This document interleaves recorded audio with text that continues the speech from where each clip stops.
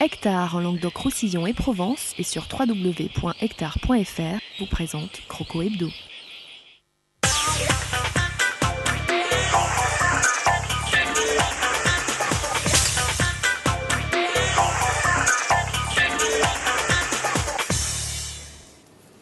Bonsoir et bienvenue sur TV Sud pour votre rendez-vous footballistique du lundi soir, Croco Hebdo, fidèle au poste, fidèle au rendez-vous, aux côtés de nos consultants et joueurs, anciens joueurs du Nîmes Olympique comme Patrick Champ. Bonsoir Patrick. Bonsoir Christophe, bonsoir à tout le monde. J'espère que tout va bien pour vous Patrick. Tout va bien. Vous allez être notre joueur ce soir parce que, ouais. On va vous le dire, il n'y a pas de joueur ce soir pour une bonne et simple raison, c'est que les joueurs du Nîmes Olympique sont très consciencieux, ils ont entraînement. Et donc même ceux qui devaient venir ont entraînement, donc par conséquent, ils préparent au mieux la rencontre de Cherbourg vendredi prochain au Costières, un match auquel assistera très certainement notre consultant, pas un ancien joueur du Nîmes Olympique, enfin presque, Olivier Martinez, bonsoir. Bonsoir à toutes et à tous, bonsoir Christophe, bonsoir Patrick, bonsour Olivier. Messieurs, nous sommes réunis ici ce soir pour un jeu court, une petite passe là. Très bien, on va jouer un triangle. Voilà, un triangle, on va essayer... trident même, voilà. Un joli trident, on va pas faire de taureau ce soir, mais on va en tout cas revenir très largement sur le match qui s'est déroulé vendredi soir du côté de Martigues dans le cadre de la 24e journée du championnat de France de national. Un tout petit point pris par les Crocos nîmois, il y avait peut-être mieux à faire au vu de la domination imprimée par les joueurs de Thierry Froger lors de cette rencontre. On va le voir notamment dans les images et puis dans les phases de jeu que nous vous avons préparées. Et on reviendra très largement, bien évidemment, sur les réactions d'après-match. Et on évoquera aussi en deuxième partie de l'émission le centre de formation de la Bastide qui évolue petit à petit et qui s'ouvre en direction des entreprises. On va immédiatement rentrer dans le jeu avec l'échauffement des équipes. Alors ici, on voit les joueurs du Nîmes Olympique prendre le tunnel de ce stade de Martigues, le stade Francis Turcan qui a accueilli 919 spectateurs vendredi soir. Petite affluence, alors qu'on voit ici les Linois en train de se préparer. Et on va dire un premier mot, Olivier, sur la préparation.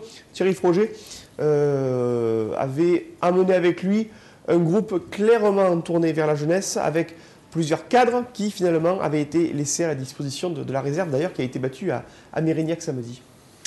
Oui, c'est un choix fort comme tous les choix de Thierry Froger, j'ai envie de dire, puis notamment avec la titularisation, la première de Baldé, en sentinelle devant la défense, on va dire. Il avait pris Thibaut Ripard aussi sur le banc, dont il va rentrer. Ouattara titulaire. Après, derrière, c'était du solide comme d'habitude. Non, c'est vrai que ce sont des choix forts, mais ce sont des choix qu'il veut gagnant. Et par moments, ça marche, par moments, ça ne marche pas. Mais on sait que ça va être jusqu'à la fin de saison comme ça avec Thierry Froger. C'est quelqu'un qui aime bien piquer ses joueurs, qui a besoin de les rendre plus performants à chaque match. Et il remet toujours tout en cause après chaque rencontre. Et préparation toute particulière également pour ces joueurs que vous avez vus à l'instant sur ces images que nous avons tournées vendredi soir à Martigues, pour les joueurs de Martigues qui ont eu un nouveau coach 24 heures avant la rencontre. Et ce nouveau coach, Patrick Champ, vous le connaissez plus que bien. Eh bien oui, c'est Jean-Luc Vanouki qui a pris l'équipe au pied levé, puisque c'est vendredi qu'il a eu l'équipe en main. Et en le connaissant, on savait que ça serait dur pour les Nîmois, parce que bon, quand un nouveau coach arrive, moi je le sais par expérience, les joueurs veulent se montrer, ils font en général un gros match. Bon là, ils n'ont peut-être pas fait un gros match, mais ils ont voulu se montrer vis-à-vis de Jean-Luc Vanouki. Donc on souhaite pour lui, malgré que nous on n'ait pas gagné chez lui, qu'il s'en sorte avec Martigues, parce qu'il ne faut pas oublier qu'il a été pour la montée du Nîmes Olympique en Ligue 2. Donc il y a 4 ans déjà, ça passe. Hein. Déjà 4 ans que Jean-Luc Vanouki a porté cette équipe du Nîmes Olympique aux portes de la Ligue 2. Tiens, en termes de challenge, Patrick, vous connaissez Jean-Luc Vanouki pour l'avoir eu en tant que joueur, lorsque vous étiez coach du Nîmes Olympique. Peut-être dire un petit peu sa capacité justement d'adaptabilité et d'être rapidement dans un contexte entre guillemets de crise, puisqu'on sait que Martigues est en train de lutter pour une opération maintien. Oui, effectivement, ça faisait 10 matchs qu'ils ne gagnaient pas. Ils en ont perdu 8, je crois qu'ils ont fait que 2 nuls. Donc il fallait à tout prix faire un changement. Et je crois que Jean-Luc Vanouki allait souvent au match à Martigues. Bon, il était sur le marché et à un certain moment, on a fait appel à lui. Et je crois que c'est quelqu'un qui sait rebondir. Il a quand même galéré parce que c'est pas évident quand on est coach de retrouver de suite du travail. Et je crois que là, il va rentrer de plein pied dans ce challenge qui est pour lui un challenge nouveau mais très intéressant. Un nouveau challenge méridional après l'aventure du côté de Charletti. Lorsqu'il présidait aux destinées du Paris Football Club, autre club qui évolue cette saison en national. On va découvrir justement le 11 Martégal aligné par Jean-Luc Vanouki vendredi soir du côté de Martigues au stade Francis Turquin avec Julien Vanny, un jeune gardien dans les buts, une charnière assez classique côté Martégal et on remarque quand même une équipe qui fleure bon d'ancien temps. Lorsqu'on voit Jérémy Posteraro, Idriss Echargui ou encore Ulrich Chavas. Ulrich Chavas d'ailleurs qui a été très rapidement blessé. Je trouve que c'est plutôt bien de la part du public et dont le nom a été scandé parce que ça fait partie des joueurs qui ont apporté leur pierre au niveau olympique, Olivier. Ouais, ce sont des joueurs que les Numois aiment parce que ce sont des joueurs qui mouillent le maillot. Et puis c'est quelqu'un qui a toujours tout donné, qui... Voilà, il a fait son temps, il a tout donné à Nîmes. Maintenant, voilà, il a fait sa carrière après ensuite ailleurs parce que ça s'est mal fini au niveau olympique, mais il est parti dans de bonnes conditions. Et puis non, c'est un très bon joueur. En plus, il a joué latéral. Là, on le retrouve encore milieu offensif. Et je crois que Jean-Luc cherche à le poser en milieu offensif. C'est son rôle. Il est capable de jouer beaucoup de postes. Voilà, il a du cœur et les Nîmois s'en souviennent. Et du côté Nîmois, la composition de Thierry Froger, avec la première titularisation vendredi soir de Habib Jean Baldé dans un milieu récupérateur qui était, on va dire, nouveau, Parpex qui jouait un petit peu plus. Oui, puisqu'il a abandonné son 4-4-2 avec 2 milieux de récupérateurs pour repasser avec le fameux trident dont faisait partie Sissane et Corrèze, qu'il a dû adapter ensuite avec Parpex, mais Parpex est à nouveau blessé, et donc il est revenu à 2 milieux récupérateurs, et là enfin le retour de Parpex apporte le retour du trident qui est pour moi le meilleur entre jeux. C'est le meilleur. Alors c'est un trident, on va le regarder ici à l'image, qui est un petit peu particulier parce que rappelons-nous également qu'à une époque, Thierry Froger adoptait un trident plus en retrait, avec Piocel qui jouait devant la défense. Oui, plus offensif là. Oui, c'est vrai qu'après il y a eu ça, oui, avec le trident avec une sentinelle. Là, c'est plutôt Baldé qui va jouer un peu le rôle de sentinelle parce que ça va se modifier. Vous allez voir que dans le jeu, Baldé va passer devant la défense et après c'est Adou Parpex qui vont chercher très haut. Ensuite, il est passé aussi au 4-2-3-1. Et puis là, il revient un 4-3-3, mais avec Parpex qui joue vraiment à la pointe du triangle. Mais c'est vrai que Baldé va utiliser ce poste qu'utilisait avant Corrèze.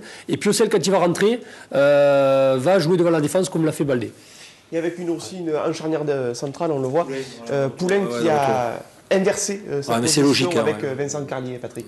Oui, effectivement, je crois que là, c'est la solution la meilleure. Il a joué pour rendre service au milieu du terrain, mais c'est quand même derrière qu'il est le plus utile à l'équipe. Et avec Carlier, ça fait quand même une défense centrale, en sachant que bien sûr Stozic est blessé, qui pouvait jouer en défense centrale. Je crois que là, on a quand même relativement un équilibre défensif. Et d'ailleurs, Christophe, Carlier et Poulain, c'était très solide. On n'a été pris qu'une seule fois, c'était dans le coup de pied arrêté. Mais là, c'est une question, comme l'a expliqué plusieurs fois le coach Nîmois, c'est une question de concentration. Chaque joueur sait quel autre joueur adverse il a à prendre. Donc là, c'est pas la défense à remettre en cause, c'est une question vraiment de concentration uniquement. Et je trouve que Poulain-Carlier, ça a été très propre, notamment Pounj et Sidibé sur les côtés. La défense n'a pas été vraiment mise en danger vendredi. Et puis on remarque aussi, Patrick, justement concernant cette question de la défense, que pendant un certain temps, on réfléchissait à une solution pour ce couloir droit avec Parpex, avec Yacine Adou, qui, on le sait, sont plutôt des milieux défensifs, des récupérateurs de ballons pour jouer au milieu de terrain. Depuis 2 mois maintenant, la solution avec Pounjé, qui est un titulaire indiscutable, et Moussa Sidibé à droite, qui a regagné une place de titulaire, a fait un bien immense au niveau olympique. Effectivement, depuis que Sidibé est rentré, disons que le côté droit a été stabilisé. Et c'était peut-être le dernier match où on a pris beaucoup de buts, même fait, je crois qu'il n'était pas trop fautif sur les actions. Je crois qu'il a mené beaucoup de tonicité, d'agressivité, et là-bas aussi à Martigues, il a fait une superbe deuxième mi-temps. Ça a été certainement un des meilleurs Nîmois, qui a su se remettre en cause, lui, et il est parti de très très loin, mais là il est en train de dépasser beaucoup de monde à ce poste. Et de revenir très très haut, c'est très bien pour Moussa Sidibé, présent sur la la pelouse de Francis Turquin. C'était vendredi soir à Martigues. Le résumé de cette rencontre, c'est tout de suite. D'un coach à l'autre, les destins des entraîneurs se croisent et se ressemblent parfois sur les bancs de touche. Moins d'un an après son arrivée au Nîmes Olympique, Thierry Froger a rencontré vendredi soir Jean-Luc Vanouki, fraîchement arrivé dans la Venise provençale pour sauver un club englué dans la zone rouge. 3 coachs en moins d'un an, autant dire que les affaires des 100 et hors Martégo semblaient assez mal engagées au moment de recevoir le Nîmes Olympique pour le compte de la 24e journée. Et un match qui débutait de la pire des manières pour les locaux, avec la sortie sur blessure, dès la 11e minute, de l'ancien milieu nîmois Ulrich Chavas. Avec une équipe repensée en termes de milieu défensif, notamment avec la première, David Jean Baldé, les Nîmois allaient intensifier leurs offensives sur le but de Julien Vanny, sans toutefois pouvoir concrétiser. Une domination stérile qui a annoncé une bien mauvaise surprise pour les crocos nîmois, avec un corner bien frappé par Idriss Echerbi et repris victorieusement de la tête par le défenseur martégal Teddy Mézag, curieusement oublié dans la surface nîmoise. Un but qui coûtait cher aux Gardois à quelques secondes du repos. À ce moment-là du match, ça peut nous faire basculer. On est coutumier du fait de lâcher, de s'énerver. On ne s'est pas énervé, donc c'est plutôt bien pour la suite. Et je pense qu'il faut garder ça. Après, c'est vrai qu'il faut être rigoureux. Une erreur, l'adversaire est engagé et ils en ont profité. C'est aussi ça le football. Dopés par ce but, les hommes de Jean-Luc Vanouki entendaient faire fructifier cet avantage jusqu'à ce que Jérémy de Magalaès n'effectue un tacle irrégulier sur Issouf Ouattara.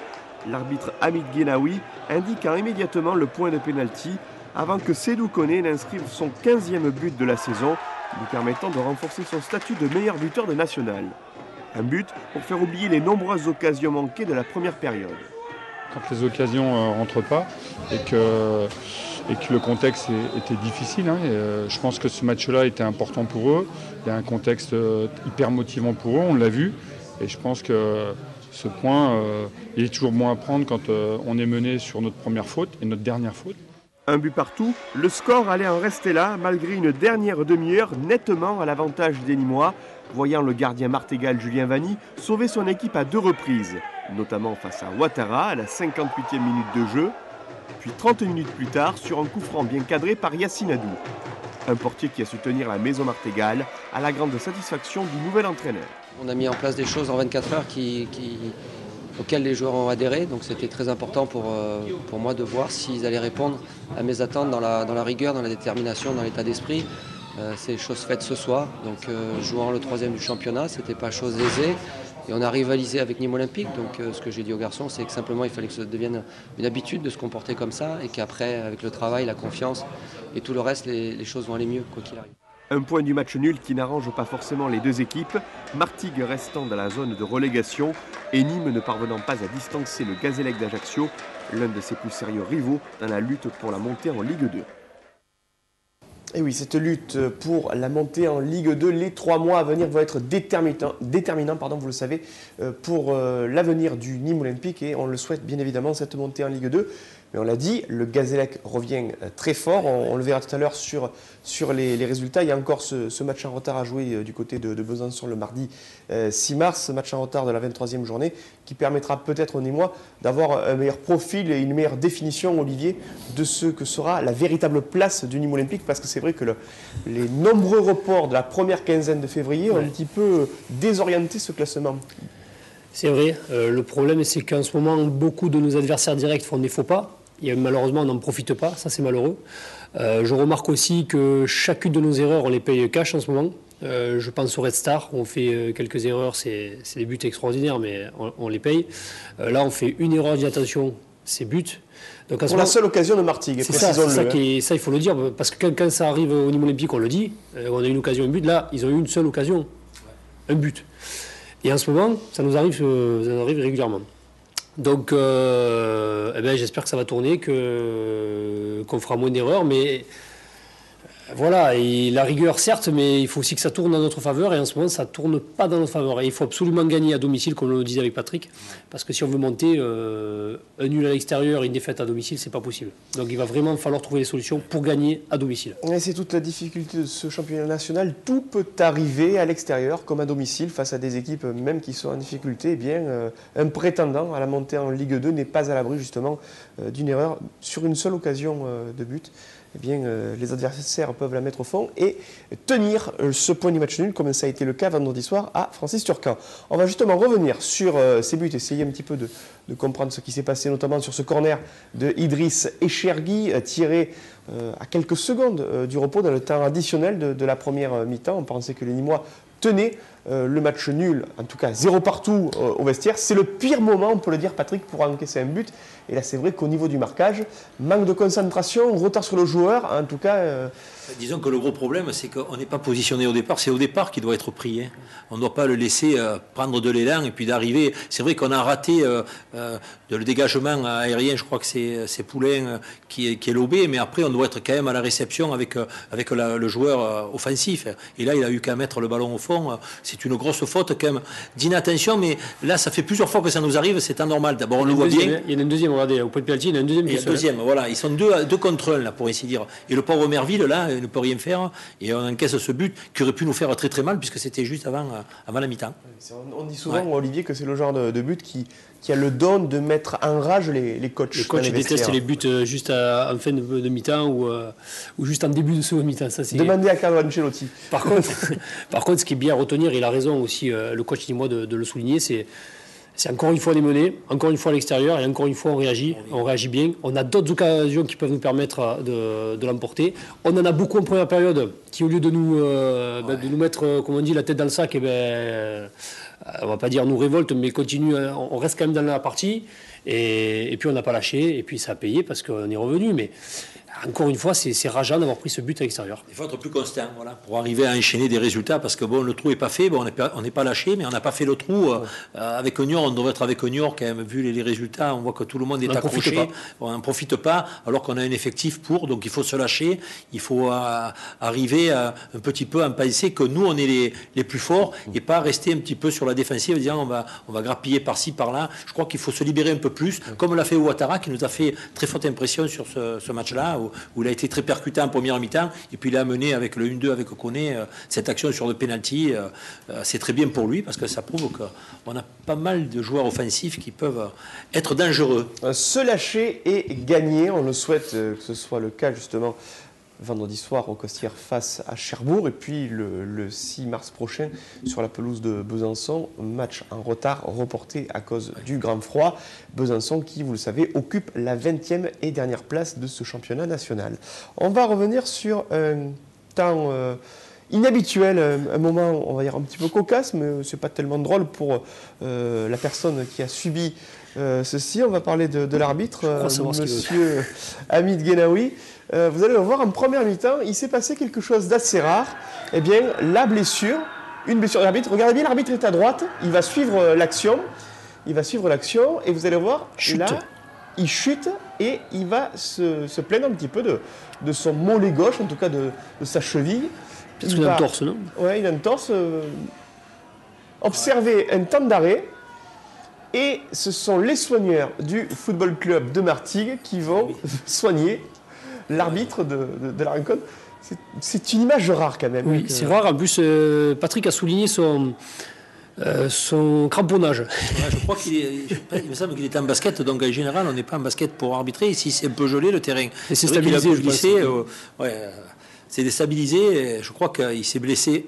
Donc ça peut arriver quand on le voit, il n'y a pas que les joueurs. Des fois qui ne sont pas bien cramponnés. Et Thierry Froger, justement, Patrick, soulignait que le terrain était très difficile et que ça avait donné un petit peu ce jeu rugueux aussi. Oui, rugueux, mais c'est vrai qu'on n'a pas vu un match exceptionnellement sur le point de vue technique, mais bon, on ne peut pas non plus avoir toujours des billards. Il y a eu beaucoup de duels, mais ça c'est dans un bon état d'esprit, même si l'arbitre aurait pu en mettre un peu plus, mais on prend que 3 cartons jaunes, dont la 91e de Koné.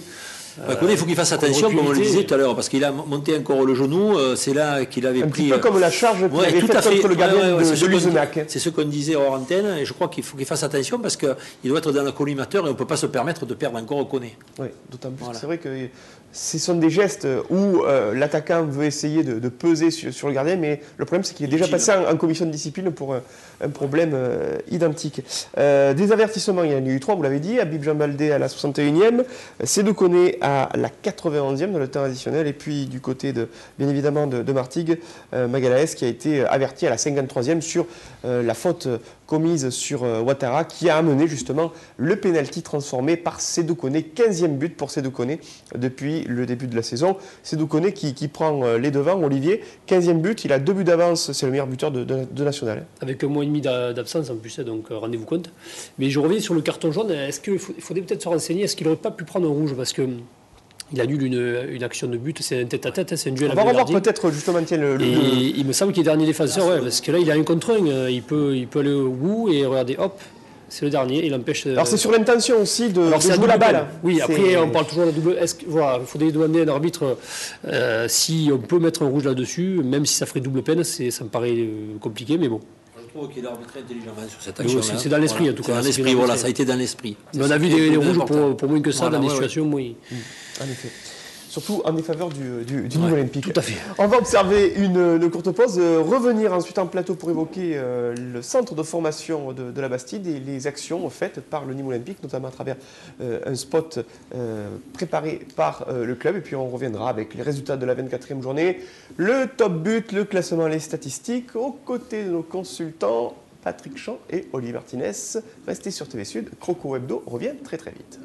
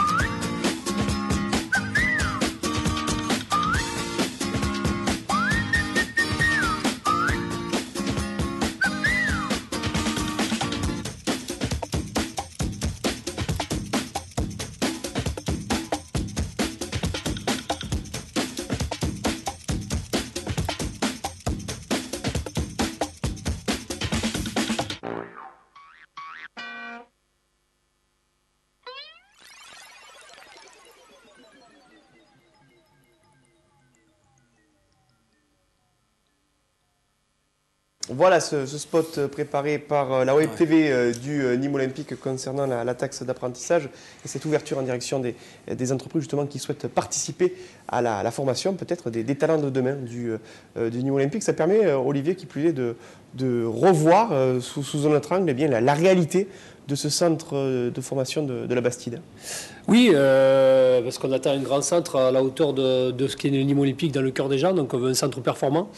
Alors on s'est donné les moyens, les dirigeants se sont donné les moyens d'avoir un centre efficace. Voilà, malheureusement il y a encore des couacs qu'il faut éviter quand on veut être professionnel et c'est vrai que ça passe par un financement, ça passe par beaucoup d'énergie, ça passe par des aides des collectivités. Donc il faut vraiment beaucoup, pas tant pour l'investissement, mais aussi pour le fonctionnement. Parce que d'avoir des structures, c'est magnifique, mais si on ne peut pas les entretenir, où est l'intérêt? Donc voilà, ça aide à tout ça, quoi.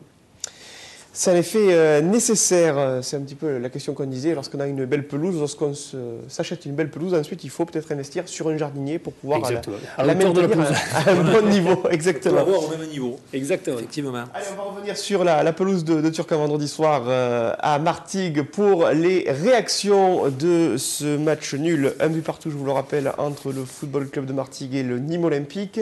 Les réactions, bien évidemment, des deux coachs, Thierry Froger et Jean-Luc Vanouki. Également l'occasion d'aller à la rencontre de celui qui a porté le maillot du Nîmes Olympique pour la première fois vendredi soir, à savoir Habib Jean Baldé, à ne pas confondre avec Diambobo Baldé, l'ancien Valenciennois qui évolue aujourd'hui sous les couleurs d'Arles. Tout de suite, les réactions d'après-match. C'était pas un grand match pour une simple et bonne raison. Le terrain n'est pas facile et l'adversaire a été hyper agressif dans le bon sens. Et d'ailleurs, c'était un bloc qui était dans leur partie de terrain. On a rarement eu la possibilité de jouer assez vite vers l'avant sur la première passe, ce qui fait qu'on a eu pratiquement que des attaques passées sur un terrain difficile. Et je pense que le mérite ou le problème est venu de Martigues qui a bien joué et qui nous a posé des problèmes.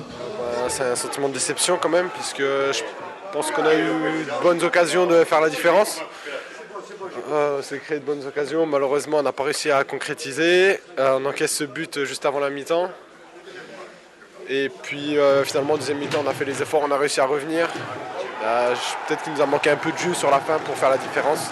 Le déroulement du match ne nous est pas trop favorable, c'est-à-dire qu'on a des occasions avant le but et on fait une faute sur le corner. Après on est bien revenu et on a encore eu des occasions, donc à partir de là, quand on ne marque pas l'occasion, le nul est peut-être un peu rageant par rapport au nombre d'occasions, mais c'est toujours moins à prendre et c'est une nouvelle série qui commence. C'est mitigé, surtout dans le jeu, quoi. J'ai pas trouvé qu'il proposait grand-chose, beaucoup de jeux directs. Voilà, après s'il faut faire comme ça pour aller au bout, il faut qu'ils continuent. Voilà, le principal c'est que Nîmes Olympique retrouve la Ligue 2. Je serai leur premier supporter. Voilà, entre moi et eux c'est fini à partir de ce soir et maintenant je suis derrière le Nîmes Olympique parce que le club a besoin de remonter en Ligue 2. Ils nous ont gênés sur les ballons longs, mais je pense qu'on a été beaucoup plus costaud que notre dernier match. C'était ça aussi qu'il fallait remettre en ordre et globalement on a montré qu'on était revenu dans l'esprit, puisque mené, on ne s'est pas énervé, on est revenu tout de suite au score. Donc c'est plutôt positif. Il faut continuer comme ça, se dire que ce ne sera pas tous les matchs pareils. Je pense que si à chaque match on arrive à se créer autant d'occasions, au final on rapportera beaucoup de matchs et qu'on arrivera à atteindre notre objectif. C'est le contexte, un nouvel entraîneur qui arrive dans la semaine. Les joueurs sont toujours motivés pour se montrer, gagner sa place. Donc eux aussi ils ont fait un bon match, et ils ont bien défendu, ils ont joué avec leur qualité, ils ont de bons joueurs aussi, donc c'était pas un match facile. On a eu un bon début de deuxième mi-temps, après eux sont revenus et on a mieux fini. Bon, je pense que, vous savez, des fois, il faut mieux se contenter d'un... C'est pas qu'on s'est contenté, mais quand on peut pas prendre les 2 points, alors qu'on a eu des intentions. Bon, ça n'a pas marché ce soir, mais je pense que l'esprit était là. Tant qu'on prend des points, après c'est sûr que c'est mieux de prendre 3 points, mais on ne prendra pas tout le temps 3 points. Et voilà, les journées passent, on est toujours, je pense, dans les 3 premiers. Et je pense que c'est ce qu'il faut, c'est rester dans les 3 premiers le plus possible, le plus longtemps possible. Et quand on pourra creuser l'écart avec le 4e, il ne faudra pas s'en priver. Creuser l'écart, rester justement dans les 3 premiers, c'est l'objectif du Nîmes Olympique. Mais si on peut prendre dans la tête, on est preneur, Patrick. Mais je vois Thierry Froger, maintenant il est quand même content d'être sur le podium, parce que quand on l'avait reçu, il a dit oui, bon, il y aura quand même la pression. Mais là, c'est une pression tranquille qu'il a l'air de transmettre aux joueurs, puisque bon, ils sont revenus au score, c'est beau, on reste sur le podium, mais maintenant il faut continuer la bonne série en gagnant le prochain match à la maison.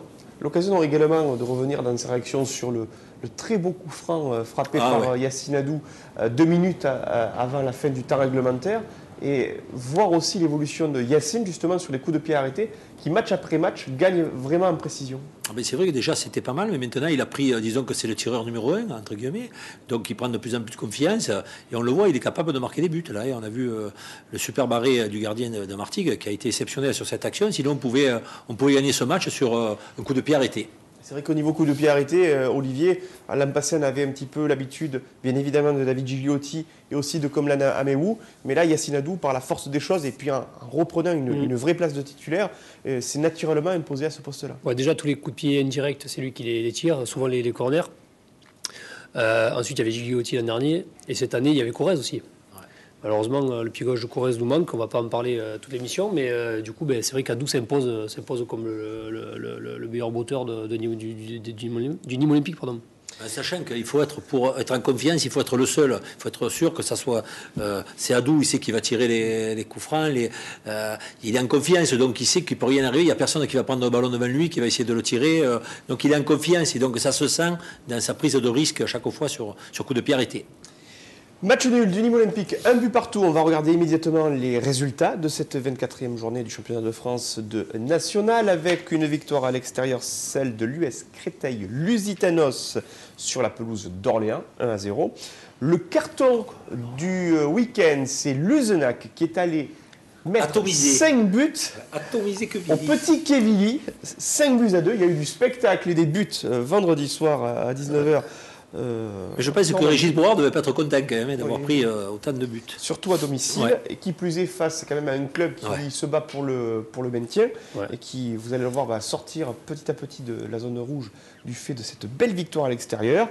L'Aviron Bayonnais se donne un petit peu d'air en l'emportant à domicile au stade Didier Deschamps 1-0 devant le Poiré-sur-Vie. Niort et Vannes 0 partout, c'était peut-être le match à suivre et le match. Il fallait peut-être profiter justement de ce match nul. Malheureusement, ça n'a pas été le cas. Bon, en tout cas, 0 partout entre Niort et Vannes. Le Paris FC l'emporte à Charletti 2-1 face à Rouen. Cherbourg, le futur adversaire des Crocos, s'impose 2-0 devant le Red Star. Martigues-Nîmes, donc un but partout. Le Gazélec d'Ajaccio l'emporte à domicile sans coup férir 2-0 face à la Lanterne Rouge Besançon avec un but d'un certain Johan Bocconiano. Et puis 2 matchs qui ont été reportés. Épinal, Fréjus-Saint-Raphaël et Beauvais-Colmar qui devront être joués à une date ultérieure. Au niveau du classement, on vous l'a dit, ça se fige un petit peu en tête de classement, même si le Gazélec monte sur la 3e marche du podium. Niort est premier avec... alors, on va donner quand même le nombre de matchs joués parce que ça a son importance. Niort a 44 points et 2 matchs en moins. Nîmes a 39 points et 1 match en moins, au même titre que le Gazélec et que Vannes. Épinal a encore 2 matchs à jouer, donc on le voit. Il y a un tir groupé là sur ces équipes entre la 3e à la 6e place. Un tir groupé à 38 points. Ça fait une toute petite longueur d'avance pour le Nîmes Olympique. 5 longueurs de retard sur Niort. Donc c'est là qu'on voit l'importance justement de ne pas laisser passer les opportunités de gagner lorsque justement les 3 points se présentent à vous. Fréjus est 7e avec 33 points. 8e place pour le Paris FC avec 2 longueurs de retard sur Fréjus. À 29 points, on retrouve 3 équipes liées, Quevilly, Colmar et Créteil. 28 points, 3 équipes encore, Orléans, le Red Star et le Poiré-sur-Vie. La 15e place est occupée par Luzenac grâce à cette belle victoire du côté du petit Quevilly avec 27 points. Cherbourg occupe le 16e rang avec 26 points. Une longueur d'avance sur Beauvais qui est 17e. Et puis dans la zone rouge, dans la zone de relégation, Besançon bien évidemment ferme la marche avec 18 points du fait de sa défaite. Et l'Aviron Bayonnais, malgré sa victoire, est toujours 19e avec 20 points. Et c'est Martigues qui, malgré le match nul, malgré ce point précieux toujours à prendre, est toujours 18e et toujours dans une zone rouge pour Jean-Luc Vanouki. Il faut le souligner quand même, Olivier, les jolies paroles de Jean-Luc Vanouki qui a dit à notre confrère peu importe à l'adversaire, mais en tout cas, il a dit, après le match, je redeviens le premier supporter du Nîmes Olympique qui doit retrouver la Ligue 2. Oui, mais c'est pas démago de dire ça, mais bon, c'est vrai qu'il est d'ici, voilà, il préfère voir Nîmes en haut que Nîmes en bas, donc c'est tout à fait logique, ses propos sont tout à son honneur. Et puis après, comme il dit, le fond de jeu, s'il considère qu'il n'était pas bien joli, ben, peut-être. Après, comme il dit, si on doit gagner en balançant sur Koné, ben, balançons sur Koné tant qu'on gagne. Le problème, c'est qu'actuellement, on ne gagne pas. Donc, et voilà, le souci, il est là. Moi, ce qui m'intéresse, c'est de prendre 3 points. Après, le reste, mais bon, pour moi, ça fait 2 matchs qu'on ne gagne pas, quoi. Ouais. Est-ce que vous partagez le même enthousiasme, Patrick, que Jean-Luc Vanouki en disant même si aujourd'hui Martigues est dans la zone de relégation, est-ce que sportivement vous vous sentez, Jean-Luc, capable justement de sortir cette équipe de cette zone de relégation et de jouer le maintien? Est-ce que vous voyez l'équipe, vu l'effectif, vu les individualités, capable justement de se sauver? Disons qu'il a un effectif qui est pas mal, il ne faut pas qu'il ait trop de blessés. Bon, Chavas est blessé, il connaît quand même certains joueurs. Là, je crois qu'il a un coup à jouer, il n'est pas quand même largué, comme on dit dans le jargon footballistique. Donc il y a de quoi faire, il faut qu'il enchaîne 2 ou 3 résultats positifs. Puis après, la confiance revient, la réussite, parce que quand même, pour eux, c'est quand même un point très très positif, puisque nous, on est second quand même au classement. Pour lui, pour motiver pour le prochain match, ça va être très facile, en disant, en ayant fait un résultat contre Nîmes Olympique, on peut faire d'autres résultats contre des équipes nettement inférieur. La 25e journée, c'est à partir de vendredi 20h avec ces matchs que je vous propose de découvrir. Le Red Star qui accueille le Paris FC. Lorsque Saint-Ouen accueille l'un des clubs de la capitale, ça nous fait un duel des plus franciliens. Colmar qui va accueillir le Gazélec Ajaccio, match à suivre bien évidemment. Nîmes reçoit Cherbourg à 20h aux Costières. Match aussi à suivre avec pas mal de têtes connues qui vont revenir aux Costières à l'occasion de cette rencontre. On passe notamment à Robert Malm qui officie aujourd'hui du côté de Cherbourg. Martigues qui se déplacera à Besançon. Là, le match à ne pas perdre pour aucune des deux équipes. Rouen Épinal, Créteil, Quevilly, Le Poiré-sur-Vie qui accueillera Orléans, Luzenac recevra Beauvais. Enfin, Niort se déplacera à Fréjus-Saint-Raphaël et Vannes accueillera l'Aviron Bayonnais. Donc il nous faut gagner et surveiller surtout le Rouen-Épinal qui sera très important. Les plus importants, on va immédiatement regarder justement le temps de jeu des joueurs avec des statistiques qui évoluent. On va voir le tableau immédiatement. Avec, Maury Ogunbi qui est toujours premier avec 1935 minutes pour 22 participations. Le capitaine Benoît Poulain qui est deuxième avec 1890 minutes en 20 matchs. 21 matchs pour Maxime Poungé, 1809 minutes. Quatrième, Vincent Carlier qui retrouve du temps de jeu, notamment du fait de l'absence de Miodrag Stozic avec 1702 minutes et 19 matchs. Et enfin, Miodrag Stozic qui chipe la 5e place à Nicolas Bénézé, 1390 minutes pour le défenseur Croco et 17 participations. Du côté des buteurs, eh bien forcément ça s'améliore, même si le Nîmes Olympique ne gagne pas Patrick. C'est Douconé marque, lui, et malgré certaines absences, on le voit, 15 buts pour le goléador, le meilleur goléador de ce championnat national. Ça fait 8 buts d'avance sur Steve Agui, qui n'était pas dans le groupe le week-end dernier pour ce déplacement à Istres. Maury Ogunbi, 5 buts, 4 buts pour Nicolas Bénézé, 2 pour Yacine Adou, Jonathan Parpex, Benoît Poulain et Miodrag Stozic. Et avec un but, on retrouve Emmanuel Corrèze, Lamine Diarrassouba, qui vous le savez a quitté le club, Abdelmalik Sissane, Issou Fouattara et le jeune Renaud Ripard qui, on s'en souvient, avait été buteur sur une passe décisive de Gaëtan Salaire. C'était le 14 janvier dernier face à l'équipe et l'Étoile Football Club de Fréjus Saint-Raphaël. Justement, les meilleurs passeurs. On va retrouver Moriola Ogunbi avec ses 15 passes décisives. Grande révélation de cette saison au sein du Nîmes Olympique. Ce n'est pas pour rien que c'est le joueur le plus utilisé par Thierry Froger en championnat depuis le début de la saison. Steve Agui est deuxième, ex-aequo avec Sédou Koné. Et puis une passe décisive pour Nicolas Bénézé. Emmanuel Corrèze, Maxime Poungé, Abdelmalik Sissane, Jonathan Parpex, Benoît Poulain et Gaëtan Salaire. Des passes, des buts comme s'il en pleuvait. Place au décibélomètre.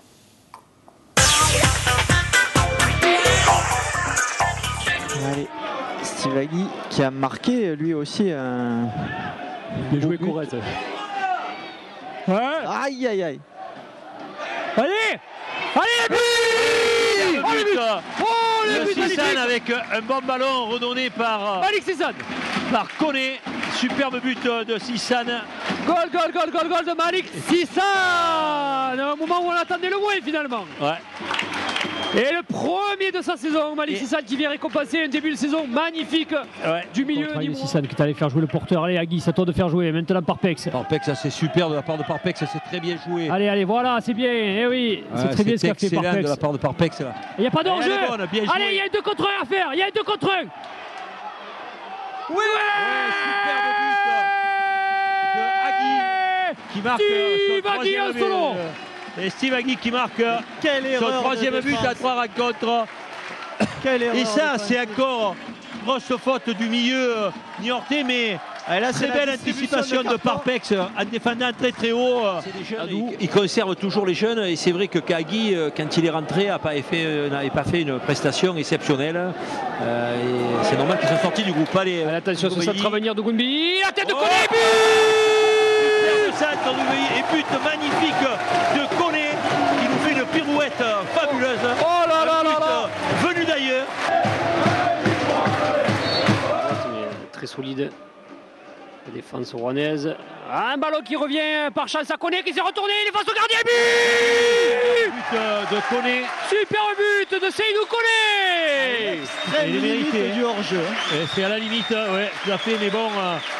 Et ce qu'on venait de dire à l'instant, c'est concrétisé. Enfin, un but pour le meilleur attaquant de ce début de match, Koné, qui a fait preuve de beaucoup de métier. Allez, c'est frappé, c'est bien coupé, c'est but. Superbe but.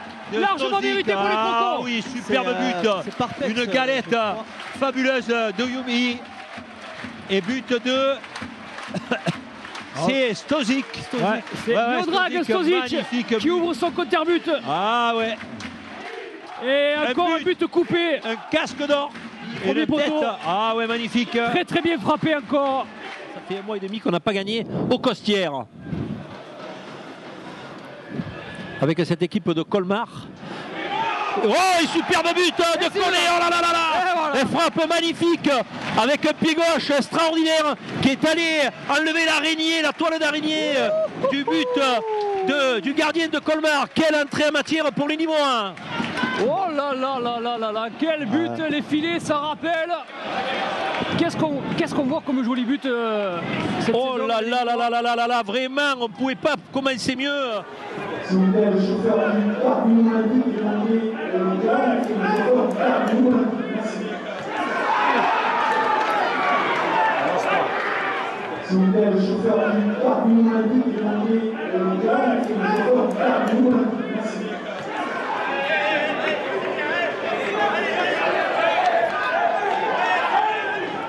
Belle récupération là. Corrèze qui fait un très très bon début de match. Ah, il a envie, Corrèze, allez, bon ballon pour Bénézé. Bénézé, faut pas le rater. Ouais. Pour sa première bon but de Bénézé, joli. Belle récupération. Bonne récupération, un superbe ballon donné sur Bénézé. Et Olivier parlait d'efficacité. Et ben, quasiment première occasion et premier but. Ouais, mais c'est sur une belle transversale, superbe. Alors, on a vu le tacle glissé de Corrèze. Olivier, qu'il est le numéro 1. D'ailleurs, je crois pas que les Nîmois se font. Koné, quel solide, qu'est-ce qu'il est solide. Il faut aller au bout, mon petit. Ouais. Oh là là, qu'il est beau. Superbe but de Koné, quel but. Il a tout fait, Koné. Koné, il a tout fait.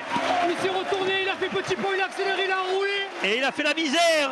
Quel but, le plus beau but. Et je pense que Besançon ne sera pas à l'heure aujourd'hui. Le train partira sans eux. Énorme, signé Seydou Koné qui fait le but. Ouais, il a fait tout seul. Il se l'est fait tout seul, Koné. Oh, quel but de Seydou Koné. Ah oui. C'est aussi ça le national, hein. C'est bien beau de flammer, mais il faut aussi tenir la longueur. Voilà, ça s'est joué. Allez, Adou, il faut passer derrière Agui, voilà, il faut prendre le couloir. Voilà, comme ça on donne une solution. Oh, que c'est bien joué ça. Oh, que c'est bien joué. Allez, la frappe à venir. Bravo. Ouais. Oh, le but. Le but exceptionnel de Parpex. Oh, le but de Monsieur Parpex. Énorme. Oh là là là, énorme Parpex. C'est un scud venu de l'autre monde qui est arrivé à atterrir dans la lucarne de Delecroix. Quel but, Claude. Ah, magnifique.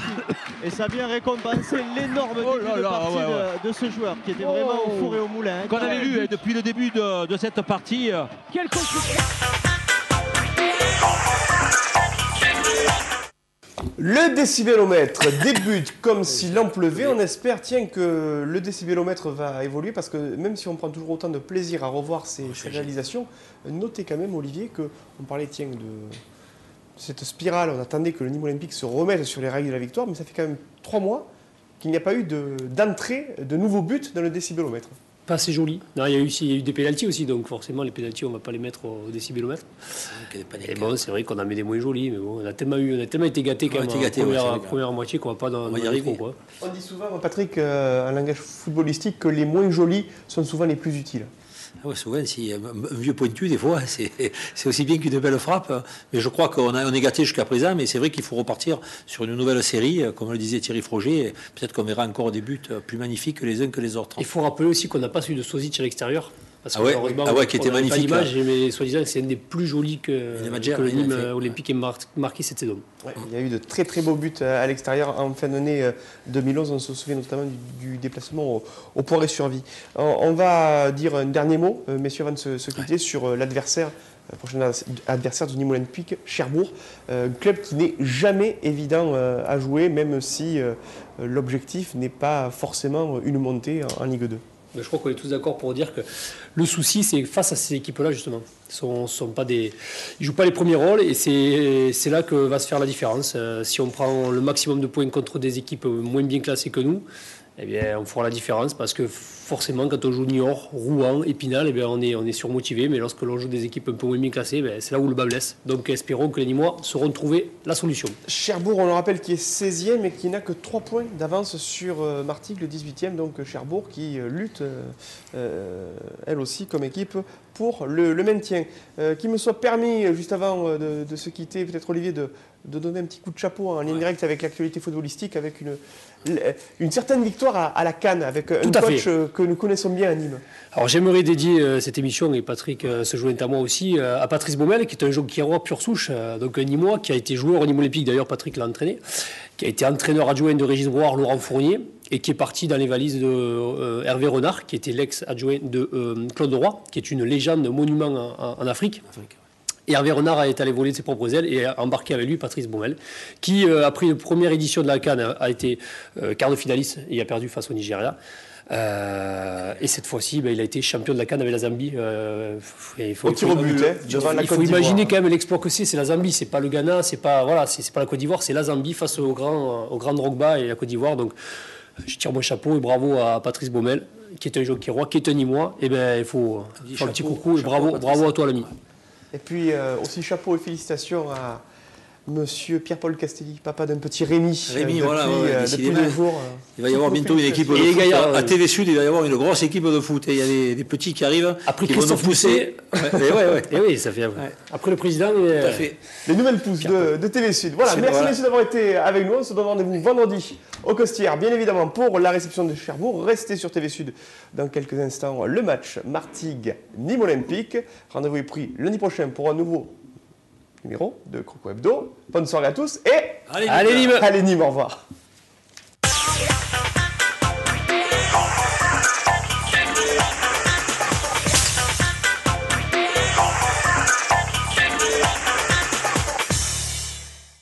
Hectare en Languedoc-Roussillon et Provence et sur www.hectare.fr vous a présenté Croco Hebdo.